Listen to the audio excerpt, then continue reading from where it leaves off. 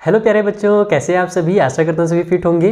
प्यारे बच्चों, आज की इस वाले वीडियो में मैं आपके लिए खुशखबरी लेकर आया हूँ, क्योंकि क्लास 9 का जो सिलेबस है बहुत ज़्यादा रिड्यूस कर दिया गया है। पिछले साल बच्चों को जितना पढ़ना पड़ा था ना, मान लो अगर 100% पिछले बार का सिलेबस था तो इस बार का केवल 60% है। पिछले बार से 40% ज़्यादा सिलेबस रिड्यूस कर दिया गया क्लास 9 के लिए NCERT ने।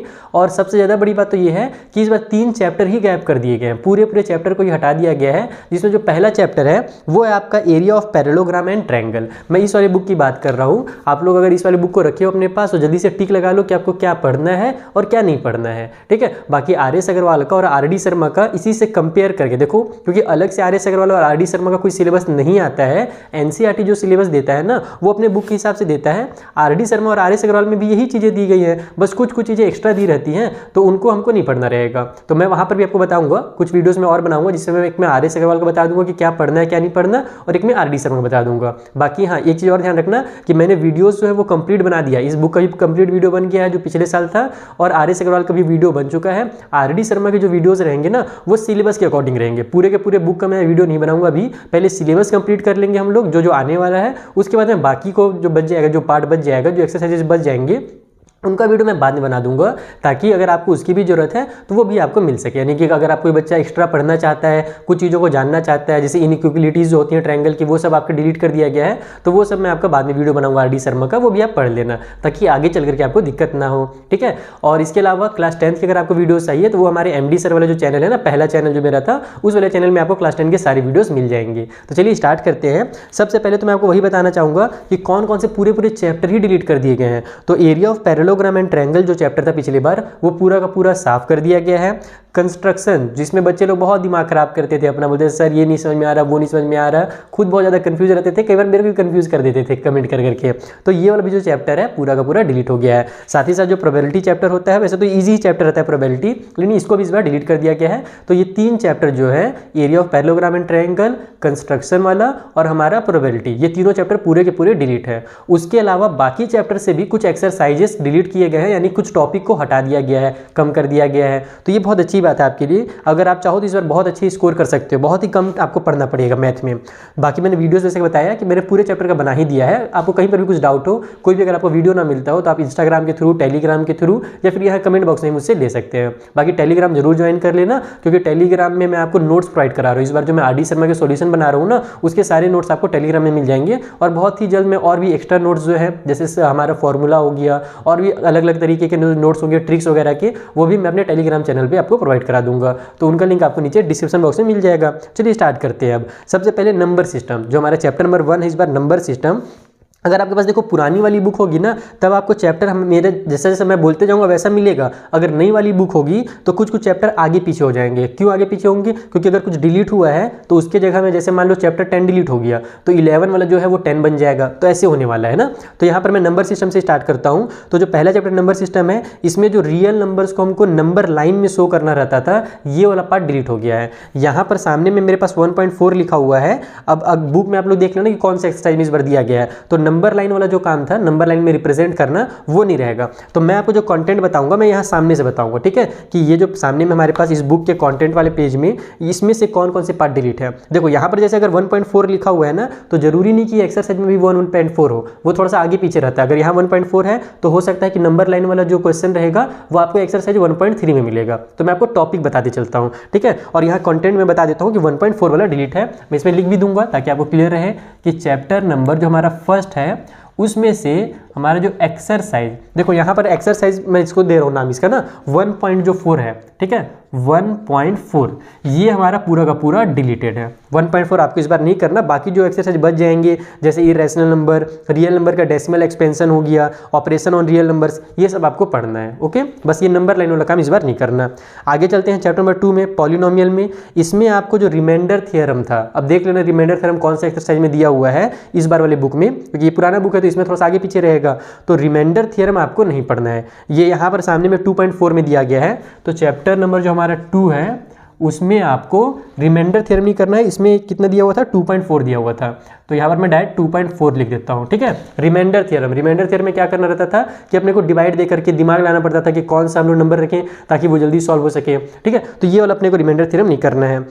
चैप्टर नंबर 3 में कोऑर्डिनेट ज्योमेट्री में से plotting a point in the plane if its coordinates are given, यानी कि जो पॉइंट्स को हम लोग अगर कोऑर्डिनेट दिया रहता था तो हम लोग किसी भी ग्राफ पेपर में उनको पॉइंट करते थे ना, प्लॉट करते थे, तो वो वाला काम भी इस बार आपको नहीं करना है। इसमें आपका 3.3 दिया हुआ है, तो चैप्टर नंबर अगर 3 देखा जाए तो उसका 3.3 आपको नहीं करना, प्लॉट करने वाला चीज़ नहीं करना है। बहुत बार इस बार क्या किया गया पता है कि ग्राफ से रिलेटेड जो क्वेश्चन है ना उसको बहुत कम किया गया है, ग्राफ वाला क्वेश्चन वो आपको वहाँ पर बस करना पड़ेगा, क्या बोलते हैं हिस्टोग्राम वगैरह में जब आप बनाओगे ग्राफ बनाओगे उस टाइम पे, बाकी इधर आपको कुछ नहीं करना है ग्राफ। जैसे लीनियर इक्वेशन इन 2 वेरिएबल्स वाले में भी आपका चैप्टर नंबर जो 4 है उसमें से भी एक चीज़ कम कर दिया है कि graph of a linear equation in 2 variable, हमारा एक्सरसाइज 4.4 दिया हुआ है यहाँ पर, ये हटा दिया गया है, ग्राफ नहीं करना है अपने को। Equation of lines parallel to x axis and y axis, ये भी ग्राफ से रिलेटेड क्वेश्चन रहता था, तो 4.4 एंड 4.5 सामने से आपका डिलीटेड है।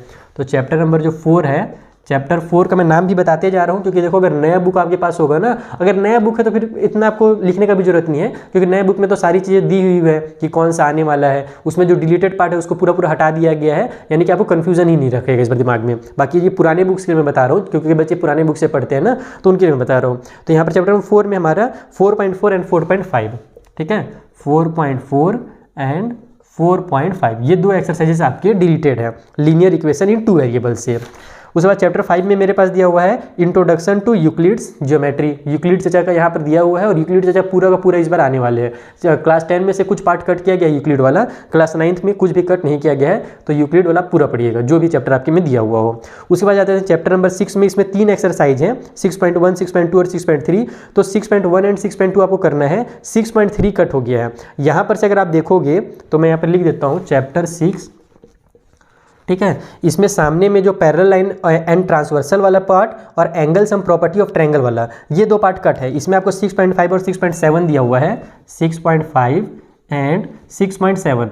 देखो यहाँ पर भले ही 6.5 और 6.7 दिया हुआ है, लेकिन एक्चुअल में आपके पास केवल 3 ही एक्सरसाइज हुआ करते थे इस चैप्टर में। तो आपका 6.1 एंड 6.2 जो एक्सरसाइज है अंदर में पेज में यानी कि चैप्टर के अंदर वो बचा हुआ है, 6.3 जो एक्सरसाइज है वो डिलीटेड है।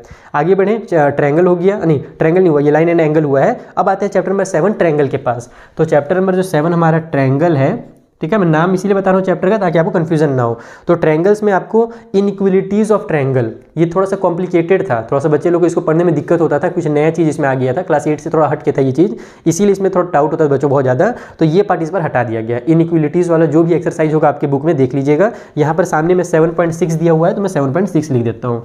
इनइक्वलिटीज़ जो है वो डिलीटेड है ट्रायंगल की। आगे बढ़ें, क्वाड्रिलेटरल में आ जाएँ, तो क्वाड्रिलेटरल में बहुत ज़्यादा कट हो गया है पार्ट हमारे पास। जैसे angle sum property of quadrilateral खत्म हो गया है ना, कि चारों एंगल का जो सम होता है 360 डिग्री होता है, ये सब पढ़ाया था मैंने आपको ना, वो कट हो गया है। उसके अलावा टाइप ऑफ क्वाड्रिलेटरल भी कैंसिल है। उसके बाद another condition of a quadrilateral to be a parallelogram, ये 3 टॉपिक्स कट हैं। सामने अगर यहाँ पर देखोगे आप लोग तो 8.2, 8.3 एंड 8.5 ये 3 चैप्टर जो टॉपिक्स हैं वो कट हो गए हैं। चैप्टर नंबर 8 से 8.2, उसके बाद 8.2 के बाद हमारा कौन सा है 8.3, 8.3 में वो दिया हुआ है टाइप्स ऑफ क्वाड्रिलेटरल, और 8.5 another condition for quadrilateral to be a parallelogram. तो ये तीनों हमारे पास कटे हुए हैं, 3 टॉपिक्स हमारा क्वाड्रिलेटरल से साफ हो गया है। उसके बाद मेरे बुक में तो दिया हुआ था चैप्टर नंबर 9 जो कि पूरा पूरा डिलीटेड है, area of parallelogram and triangle, खेल खत्म है इसका। उसके बाद आ जाते हैं सर्कल में, तो सर्कल में सर्कल थ्रू 3 पॉइंट्स जो है बहुत ही एकदम टफ टॉपिक था बच्चों के लिए थोड़ा सा, और ये क्लास 10 में आता भी है बहुत ज़्यादा, लेकिन इस बार ये डिलीटेड है। सर्कल थ्रू 3 पॉइंट्स जो है वो साफ हो गया है, और circle and it's related term जो है एक रिव्यू जो दिया हुआ था वो दोनों कट है।